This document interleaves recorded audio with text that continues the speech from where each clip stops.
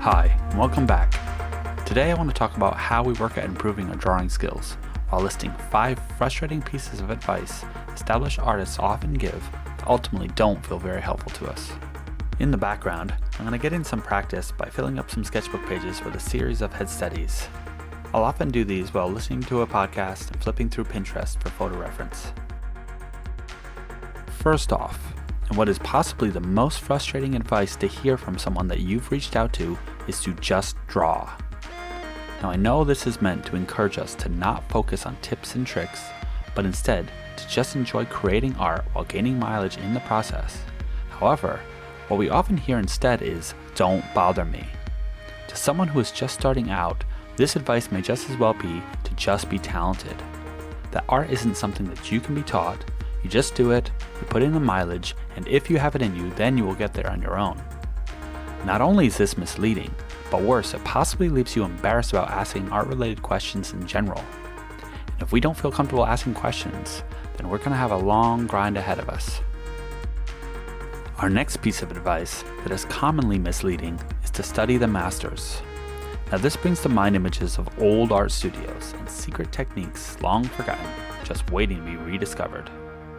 Now, if you like the idea of digging through old books for secondhand accounts of a long-dead artist's process, hoping you might find some hidden insight, then this might appeal to you. Of course, it's great to study these master artists. We all stand on their shoulders. But the useful information can be a bit sparse, and we can burn a lot of time trying to puzzle things out on our own if we aren't guided in the right direction. Who should we study? And what is it about their process that we are meant to take away?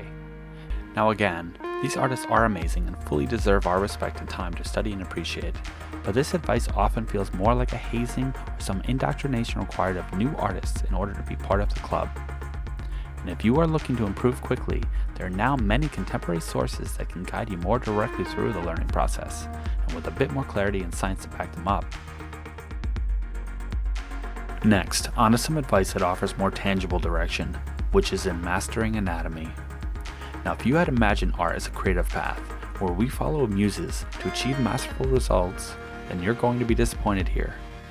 This advice instead demands intensely studying what may as well be medical texts, diagramming the skeletal structure and layers upon layers of interconnected muscle systems and fatty tissues. The path through is long, difficult, and quite academic.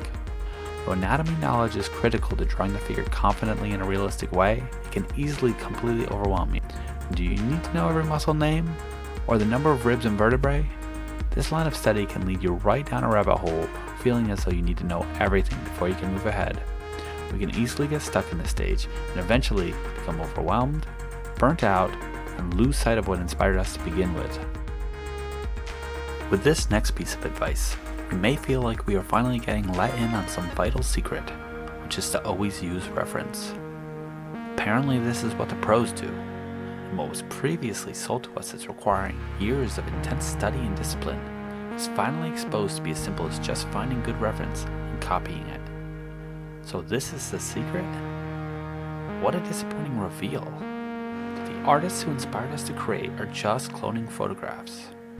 It's great to learn a shortcut, but if this is the trick behind the magic, doesn't it sort of kill the wonder and imagination of creating art to begin with? If any machine can copy, what are we wasting our time on? Now, this advice to use reference, although giving some clarity, is often misinterpreted this way, and it can diminish the mastery that actually goes into creating high-level work. For beginning artists, although this might come as a useful insight, it does risk them shortcutting their training by incorrectly relying solely on photo reference. By doing so, they would miss out on foundational learning that would more fully develop their potential beyond relying on photography as a crutch. The fifth and last piece of advice that I find can be misleading is that practice makes perfect. This is often given as a light form of feedback when we don't get something quite right, and it's meant as an encouragement to just keep at it and to never give up.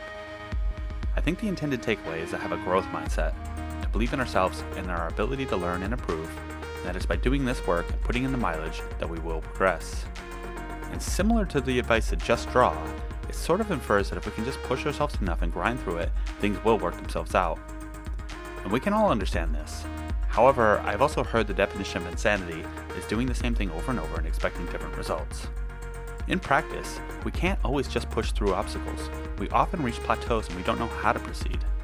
In fact, the more an action, thought process, or routine is repeated, the more it becomes ingrained.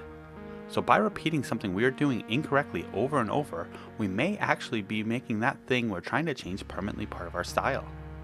I think the term that is more appropriate is that practice makes permanent. I forget exactly where I heard this, but I think it really is a better perspective on training. It's not about grinding, it's about working smarter. If there is something in your art that doesn't look right, then you don't understand that thing well enough yet. Determine what your top issues are and study new information specific to those. Seek feedback or guidance from people you trust, and then do targeted practice improving these specific areas or weaknesses. Or sometimes we may just need to step away for a bit to get fresh perspective. A new skill gap may just be too large to tackle at the time and require us to come back after we've learned other things. Improving means hitting many barriers that just won't seem to move despite the work that we put in. And maybe this is obvious to most, but feeling okay to put our pencils down for a time, to rest, to learn other related or unrelated things, can open ourselves up to other possibilities and other ways of seeing. And this is often exactly what is needed in order to have a breakthrough. So I hope that some of you may have found this rant at least a little bit interesting, and if so, please leave a thumbs up, comment, or even share the video if you think somebody else might find it useful. And of course subscribe if you'd like to see future content that I have in the works. In the meantime, please check out some of my other video links here. And if you'd like to see more of my regular art feed, best to check me out on Instagram through my link in the bio. Till next time, keep cautious.